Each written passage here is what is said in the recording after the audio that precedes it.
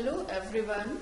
The topic of today's lecture is educational measurement, its meaning, scope and purpose. So in this lecture I will discuss about educational measurement, what is its meaning, what is the scope, that is in which areas the educational measurement is used, and the purpose, why educational measurement is done. And first of all, we will see what is the meaning of educational measurement. According to the definitions, we can see that measurement involves the process of quantification. Quantification indicates to what extent a particular attribute is present in a particular object. So, whenever we think about the measurement, some quantity must be there. When we convert some attributes or some qualities in the form of quantity, then this process is termed as measurement. And how it is done?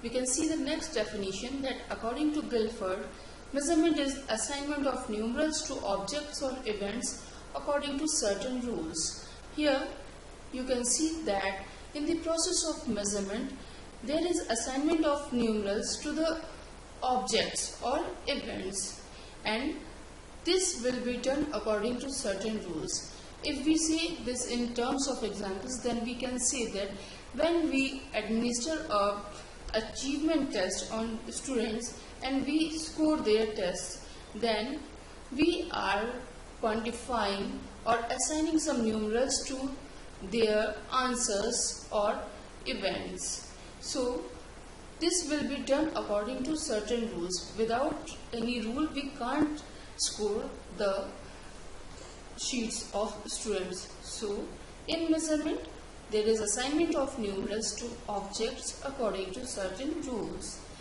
Now, the Encyclopedia of Educational Research explains measurement as to measure means to observe or determine the magnitude of a variant. In education, whatever varies, that is called a variant, like students' abilities of achievement in any subject, intelligence, personality, all these are variants, and we measure all these with the help of educational measurement. And all these are interest of teachers, because they need to know what is the current situation of his or her student to make him a better student. Now, according to Norman E.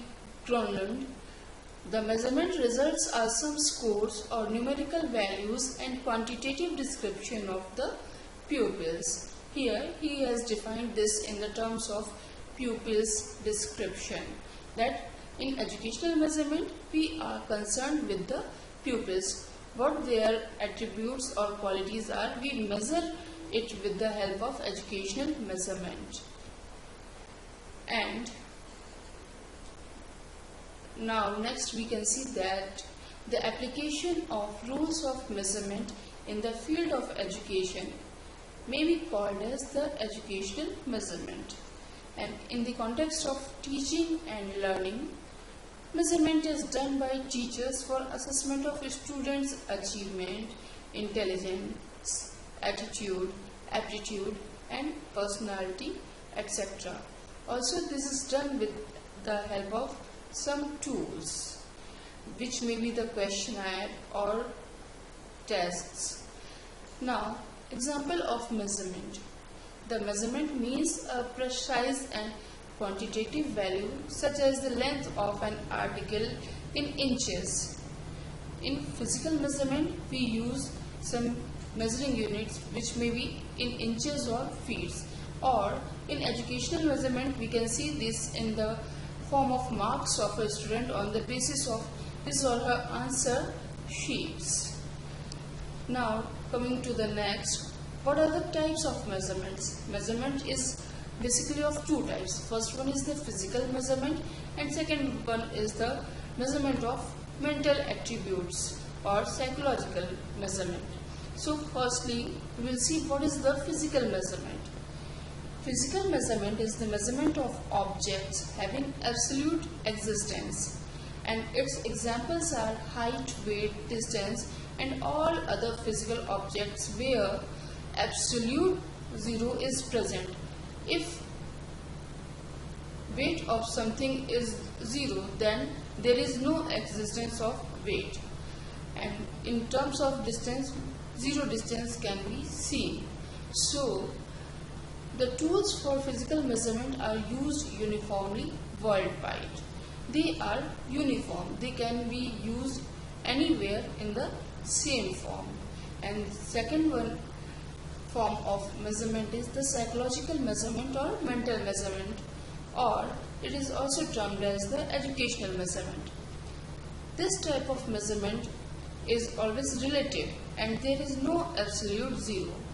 For example, if a student scores 0 in achievement test of any subject, it doesn't mean that he does not know about anything about that subject. Maybe we can take example of mathematics. If a student scores 0 in mathematics, it doesn't mean that he is knowing nothing about the mathematics, but here it means that whatever achievement test has been given to the student, he was not able to solve those sums or problems. So this is a relative term, and this measurement is both qualitative as well as quantitative. And for this, no fixed tools are there. Each and every researcher has to make his own tools. Now, qualitative and quantitative measurement. Quantitative measurement means physical measures which are absolute and imply the question how much. Likewise, 5 feet 6 inches tall man conveys a definite sense.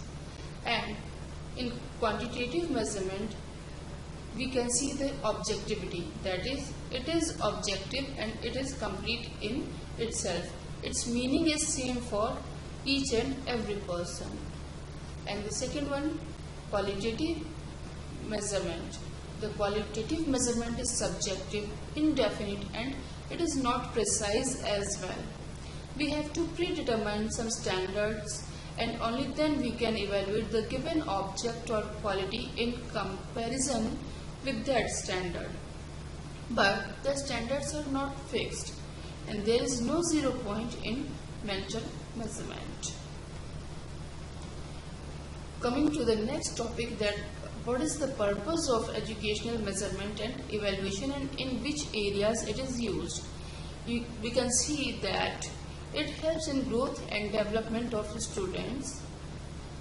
The students' progress is determined by the help of educational measurement, and whatever weak points are there, they are removed, and whatever can be done for their growth, that is done by the teacher. Second, to test the acquired knowledge. Whatever teaching has been done, the students' learning outcomes is seen with the help of educational measurement. And to know the hurdles and problems in educational progress of students. To teach according to the individual difference of students. And measurement is also done to encourage the healthy competition between the students. When students know their progress, then they are again and again motivated to do something better. Next is to find out drawbacks of students and educational system and also removing them. To motivate the students for learning. To know the teaching effectiveness of teachers as well. Whatever teacher is teaching, if he is teaching effectively or if she is teaching effectively, then learning outcomes of students are also better. So in this way, it also improves the classroom teaching in the school, and it also provides space for curriculum improvement. When we see what are the lacuna that we need to improve, then we modify the curriculum, and in this way the curriculum is also improved. To know the utility of teaching methods and teaching learning aids, various researches are done in these areas where the effectiveness of teaching methods and teaching learning aids has been judged, and they are used accordingly for better teaching learning environment. Next is to prepare base for educational and vocational guidance of students. Educationally as well as vocationally, whatever the interest of student is, or what is his or her aptitude, according to that guidance is given to students. To classify students on the basis of their ability and select them for different professions. This is also done with the help of measurement. And the most important function of the measurement, whatever exams are conducted, they serve for giving certificates. So, to give certificate of educational achievement for class promotion and employment.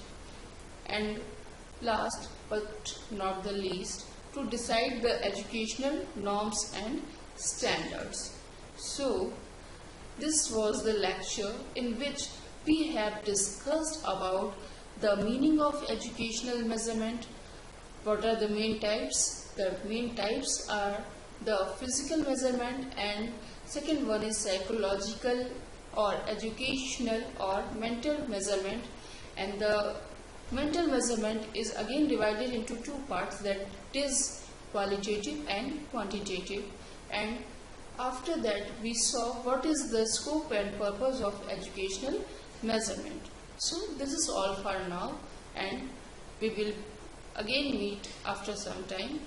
And if you like this video, then please press like button and do subscribe it.